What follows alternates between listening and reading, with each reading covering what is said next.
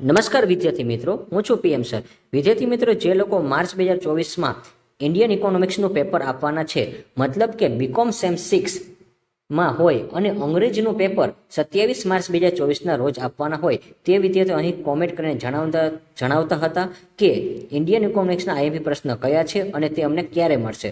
તો વિદ્યાર્થી મિત્રો, તેમના માટે આપણે આ આઈએમપી પ્રશ્નોનો વિડીયો બનાવેલો છે.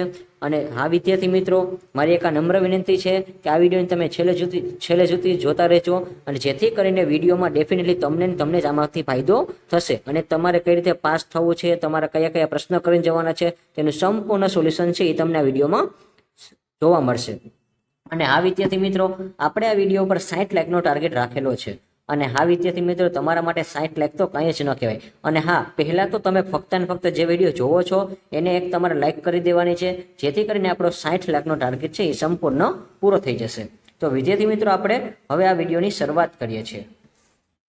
તો વિદ્યાર્થી મિત્રો, આપણે B Com sem 6 Saurashtra university Indian ઇકોનોમિક્સમાં જે પેપર છે એના માટે આપણે આઈએમપી પ્રશ્નોની શરૂઆત કરીએ, સ્ટેપ બાય સ્ટેપ જોતા જઈએ. તો question number 1, discuss the importance and problems of small scale industries. નાના પાયાના ઉદ્યોગનું મહત્વ સમજાવી તેની સમસ્યાઓ સ્પષ્ટ કરો. ત્યાર પછી question number 2, explain the causes for low productivity of agriculture sector in India. ભારતમાં કૃષિ ક્ષેત્રની નીચી ઉત્પાદકતાના કારણો જણાવો.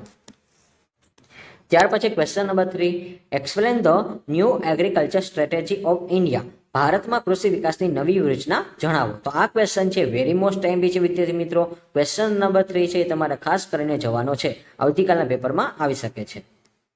ત્યાર પછી વિદ્યાર્થી મિત્રો, question number 4, examine the impact of present monetary policy on business environment of India. ભારતના બંધારણીય પર્યાવરણ પર વર્તમાન નાણાકીય નીતિની અસરો ચર્ચા કરો. ત્યાર પછી question number 5, examine the impact of physical policy on business environment of India. ભારતના ધંધાકીય પર્યાવરણ પર રાજકોષીય નીતિની અસર તપાસો. અને આ વિદ્યાર્થી મિત્રો, આ વિડીયોને તમારે મેક્સિમમ શેર કરવાનો છે. અને જો તમે આ ચેનલ પર ફર્સ્ટ ટાઈમ આવેલા હોય તો આ ચેનલ તમારે લાઇક કરી દેવાની છે, સાથે સાથે શેર કરી દેવાની છે, અને આ ચેનલને તમારે સબસ્ક્રાઇબ પણ કરી લેવાની છે, જેથી કરીને સૌરાષ્ટ્ર યુનિવર્સિટીના કોઈ પણ જે એક્ઝામ હશે તેના સંપૂર્ણ વિડીયોની તમને સોલ્યુશન આમાં મળી જશે. અને એક દિવસ અગાઉ તમને આમાંથી કઈ રીતે તૈયારી કરવી તેના સંપૂર્ણ આઈએમપી પ્રશ્ન તમને આ જ ચેનલમાં જોવા મળશે.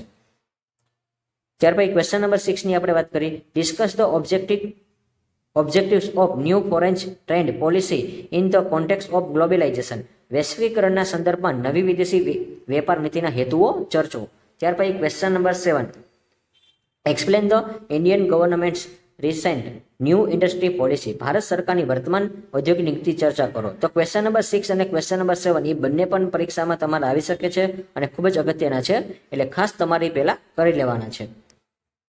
ત્યાર પછી question number 8, what is a privatisation.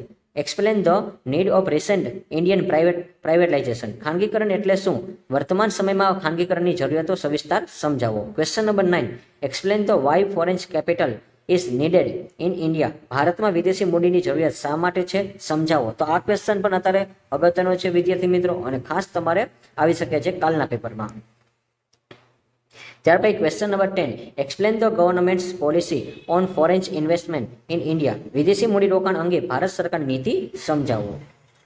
ત્યાર પછી question number 11, discuss the achievement of Indian planning. ભારતીય આયોજનની સિદ્ધિઓ ચર્ચો. Question number 12, explain the objective of NITI Aayog and explain its 3 years action agenda and 15 years vision plan.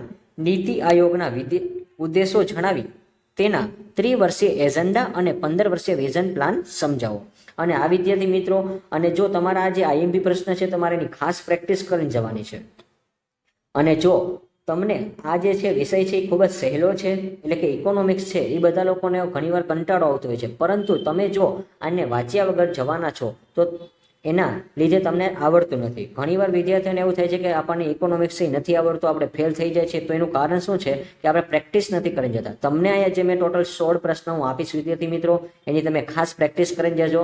અને હા, એના ખાલી તમે મુદ્દા પોઈન્ટ અને એ બધું તમે જે અંદર જે આવતી હોય તમે ડિટેલ્સ ખાલી એકવાર ઉપર છેલ્લી વાંચીને જજો. તો તમે વાંચીને જશો તો તમને ડેફિનેટલી આ પેપર છે ખૂબ જ સહેલું લાગશે. અને જે મેં કીધું છે એ પ્રમાણે તમે કરી દેશો તો ડેફિનેટલી તમને આવડી જ જશે. અને 27 માર્ચનું જે તમારું પેપર છે, જે તારીખે તમારા હાથમાં આવશે, એ પેપર બહુ તમને સારું જશે અને તેવું હું તમને શ્યોરિટી આપું છું. તો ખાસ તે પ્રમાણે તમારે ખાસ તૈયારી કરવાની છે પહેલાં તો. અને જેથી આઈએમપી ક્વેશ્ચન હતા, આ મેં તમને જે બી આઈએમપી ક્વેશ્ચન આપેલા છે અત્યારે 1 થી 16 હું આપવાનો છું, તે બધું તમે ખાસ કરીને જશો. અને જો ફક્ત ને ફક્ત તમારે હવે મહેનત કરવાની છે, જો તમે મહેનત કરીને જશો તો તોફાનનું સેશન પણ તમારે અટેન્ડ કરવાનું છે. અને વિડીયો તમને જો ગમ્યો હોય તો આ વિડીયોને તમારે 60 લાખનો ટાર્ગેટ છે એ પૂરો કરી દેવાનો છે વિદ્યાર્થી મિત્રો.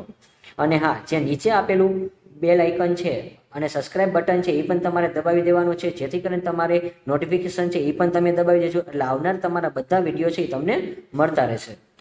અને વિદ્યાર્થી મિત્રો, તમારા કોઈ મિત્ર હોય તેને ઇકોનોમિક્સમાં ડર લાગતો હોય, એટલે કે ફેલ થવાનો હોય, અને હા તેને એવું લાગતું હોય કે હું ફેલ થઈશ, તો એને પણ આ વિડીયો તમે મોકલી આપો.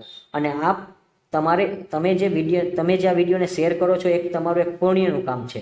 અને તમે તેને મોકલશો તો તે પણ પાસ થઈ જશે, તેની દુઆ તમને મળશે, તેને મોકલી આપશો.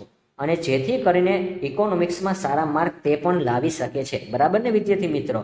અને હા, તમે કોઈ બળેલી વૃત્તિ ન રાખતા વિદ્યાર્થી મિત્રો, બળેલી આત્મા નથી કે આપણે તેને શેર કરવાનો છે. અને વિડીયો તમે શેર કરશો તો આપણો મિત્ર જે છે, એટલે કે આપણો જે મિત્ર છે એ પણ બિચારો પાસ થઈ જશે, એને પણ ફેલ થવાનો છે એ ડર નીકળી જશે, અને જેથી કરીને તેને પણ સારા માર્ક આવી શકે છે. તો વિદ્યાર્થી મિત્રો, તમારે ખાસ આ બધા પ્રશ્નો છે તૈયાર કરવાના છે, અને જે મેં કીધું છે એ તમારે ખાસ તમારે એકવાર ધ્યાનમાં રાખવાનું છે. ત્યાર પછી question number 30, discuss the current physical policy with the reference to welfare state. વર્તમાન રાજકીય નીતિની કલ્યાણ રાજ્યના સંદર્ભમાં ચર્ચા કરો. Question number 40, exam in the short the objective and provision of new industry policy. નવી ઔદ્યોગિક નીતિના હેતુઓ અને જોગવાઈ ટૂંકમાં સમજાવો. તો આજે તમારા પરીક્ષામાં આવી શકે છે. 14મો ક્વેશ્ચન છે, વેરી મોસ્ટ આઈએમપી છે. ત્યાર પછી ક્વેશ્ચન નંબર 15 એટલે 15 છે, explain the government policy on foreign investment in India. વિદેશી મૂડી રોકાણ અંગે ભારત સરકારની નીતિ સમજાવો. અને ત્યાર પછી question number 16, write a short note સેજ SEG એટલે કે સ્પેશિયલ ઇકોનોમિક ઝોન વિશિષ્ટ આર્થિક વિસ્તારનો અર્થ અને વિકાસ જણાવો. તો અહીંયા જે મેં તમને આઈએમપી પ્રશ્ન આપેલા છે વિદ્યાર્થી મિત્રો, તમારે તેની ખાસ પ્રેક્ટિસ કરીને જવાની છે, એટલે જેથી કરીને તમારું ઇકોનોમિક્સનું પેપર છે તે સંપૂર્ણ તમારું સારું જશે. અને આ વિદ્યાર્થી મિત્રો, આમાંથી જો આપણે જેટલા પણ ક્વેશ્ચન તમારી પરીક્ષામાં આવે છે એ તમે ખાસ કોમેન્ટમાં જણાવજો વિદ્યાર્થી મિત્રો, અને કોમેન્ટ કરીને કહેજો કે સર આટલા તો આપણા પ્રશ્ન આઈએમપી આવેલા જ હતા. અને હા, જેથી કરીને તમને પણ ઉત્સાહ મળે અને અમને પણ સાથે સાથે અમારી ટીમને પણ ઉત્સાહ મળે છે. અને વિદ્યાર્થી મિત્રો, જો આ ચેનલને તમને વિડીયો ગમ્યો હોય તો આ ચેનલ તમે લાઇક કરી દેજો, શેર કરી દેજો અને સબસ્ક્રાઇબ કરી દેજો. અને જે વિદ્યાર્થી મિત્રો આપણી ચેનલ ઉપર હરતા ફરતા આવી ગયા હોય છે, તો એ વિદ્યાર્થી મિત્રોને પણ હું કહું છું કે આપણી ચેનલ શેર કરજો અને સાથે સાથે તમે સબસ્ક્રાઇબ પણ કરી લેજો, જેથી કરીને આવા આઈએમપી પ્રશ્ન છે તમને મળી રહેશે. તો વિદ્યાર્થી મિત્રો, હવે હું આશા રાખું છું કે આપણે નવા વિડીયોની સાથે, નવા ટોપિકની સાથે મળતા રહીશું. ત્યાં સુધી આવજો.